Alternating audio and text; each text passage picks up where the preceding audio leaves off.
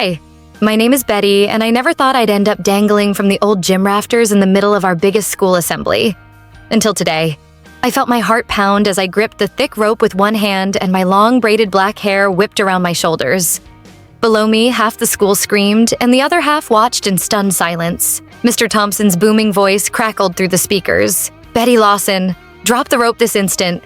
But I refused. I glanced down at the sea of faces. Girls in pink blazers on the left, boys in blue jerseys on the right. Each side chanting their war cry. The gym lights flashed like a spotlight on a Shakespearean tragedy. And in that moment, I knew nothing would ever be the same. Alakaztra Fairy Folktales. Ever since freshman year, Riverdale High had one unspoken rule. Don't cross the boys' brigade or the girls' circle. We sat separately at lunch, formed alliances in class, and even picked sides for pep rallies. But this year, leadership of the whole school lay vacant. Our principal had resigned, leaving the student council president's seat open. That seat meant real power, control over budgets, event planning, and even who got extra recess. It was the crown everyone wanted.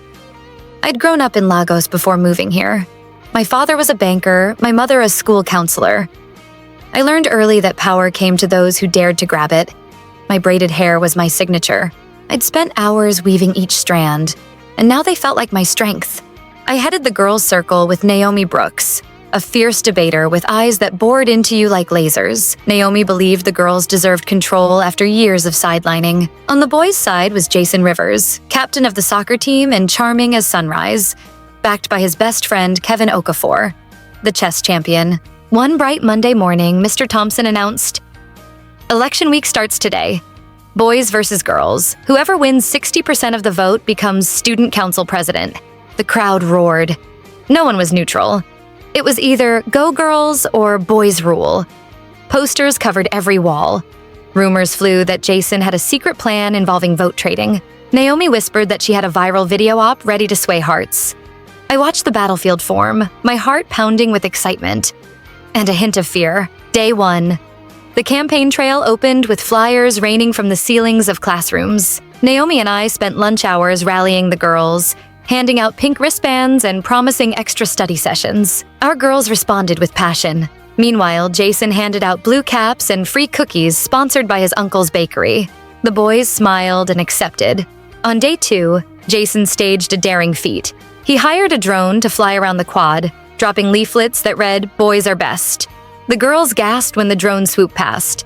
I clenched my fists, my braids swinging. Naomi puffed up her chest. "They'll regret that," she hissed. By day three, the vote count was tight. 47% girls, 44% boys, and 9% undecided. The tension was electric. In homeroom, I caught Jason smiling too confidently. "May the best team win," he said, nodding politely. I forced a smile in return, but felt the tension coil in my gut. Late that afternoon, rumors spread that a senior named Chloe had evidence of vote tampering. She was quiet, always in the back row, but she'd somehow hacked into the online voting portal and altered a few numbers to boost the girls' side. I confronted her by my locker, where my long braids brushed the floor. "Chloe, is it true?" I asked, my voice low. She stared at me with haunted eyes. "I was doing it for you, Betty. You deserve it." Prize, guilt, and pride warred inside me. I told her to stop at once and promised to handle it. I didn't tell Naomi. She'd approve, and I needed this to feel fair. That night, I lay in bed replaying Chloe's confession.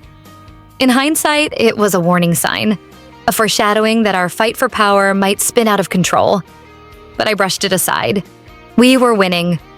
Power felt good, and I wanted it. Day 4.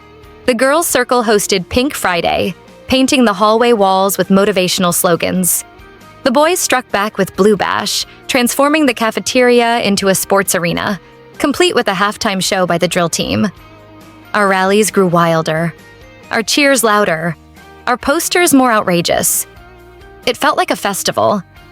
But beneath the bright colors, something darker brewed. That afternoon, I found Chloe tearing up in the library. "Betty, I can't keep this secret," she sobbed. "Jason's team knows you're cheating. They found your code and they're blackmailing me." My stomach dropped. "What do they want?" She wiped her tears. They want me to plant a virus in the girls' campaign system. Or they'll expose everything. Betty, I'm scared. I hugged her fiercely. We'll fix this, I whispered. But the gears of our rivalry were already moving. Jason's face flashed on the announcement board later that day. Final debate. Tomorrow. Boys versus girls. We'll see who's smarter. You could almost feel the spark in the air. I looked at my braid in the mirror that night and brushed my fingertips through it. We'll show them, I murmured. The next morning, the gym was packed. Students buzzed like swarms of bees. The stage was set with 2 podiums, one draped in pink, the other in blue. Naomi and Jason stood poised, their armies behind them. I took a deep breath, feeling the weight of my pigtails, imagining them like a warrior's cape. The debate began. Jason opened with a smooth speech. Leadership is about unity and sportsmanship. The boys cheered. Naomi slammed back. Leadership is about hard work and empathy. The girls erupted. I waited my turn, rehearsing lines in my head. Then came the curveball. Jason dropped a bombshell. I have proof that the girls hacked our voting system. A gasp rippled through the crowd. He thrust a USB drive forward. This came from your friend Chloe. He smiled triumphantly. The gym fell silent. Naomi's face went pale. I felt a cold wave wash over me. Betty, is this true? Mr. Thompson demanded. My braided hair felt heavy. Every eye was on me. Time slowed. I stepped forward. Yes, I know about the hack, I admitted, my voice trembling. But it was Chloe's idea. I told her to stop. A chorus of shocked murmurs rose. Naomi covered her mouth. Jason's grin faltered. I clenched my fists. I wanted us to win, but I never wanted to cheat. I'm sorry. Suddenly, Chloe stumbled onto the stage, tears streaming. I'm sorry, it was my fault. I panicked. I thought it would help the girls, but then they used my code to threaten me. I wanted to confess. She held her head in her hands. The crowd moved in a wave of astonishment. Mr. Thompson consulted Jason and Naomi. Kevin stepped forward, eyes soft. None of us are clean, he said quietly.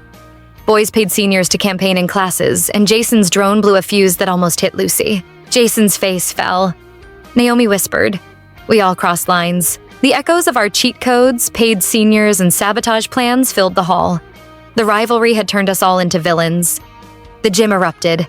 Not in cheers, but in angry shouting. Our perfect little war had exposed every secret.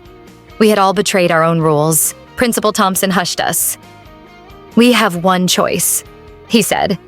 No winner, no student council. Instead, we'll form a joint committee. Half boys, half girls, to rebuild trust. A stunned silence followed. I looked at Naomi, then Jason, and I saw relief in their eyes. We had wanted control so badly that we lost sight of what mattered. Honor, friendship, community. My braid felt lighter as the crowd filed out, some groaning, others relieved. As the gym emptied, Jason approached me, his blue jersey bright against the pink wall. Betty, he said softly. I'm sorry too. I forgot that winning isn't everything. I nodded. Neither did I. Naomi joined us, extending her hand to Kevin. Truce? She asked. He grinned. Truce. Later that evening, I sat under the big mango tree by the basketball court, watching the sunset paint the sky orange. Naomi, Jason, Kevin, and I took off our wristbands and tossed them into the grass. They lay there, pink and blue intertwined like a promise. I brushed my braids back and felt a spark of hope. We had lost the game, but we found something more. Unity. Next time, I said, looking at my friends. We do it the right way. They nodded, smiling. And as the wind rustled through the leaves, I knew our school would never be the same. If you enjoyed this video, don't forget to like and subscribe for more content like this.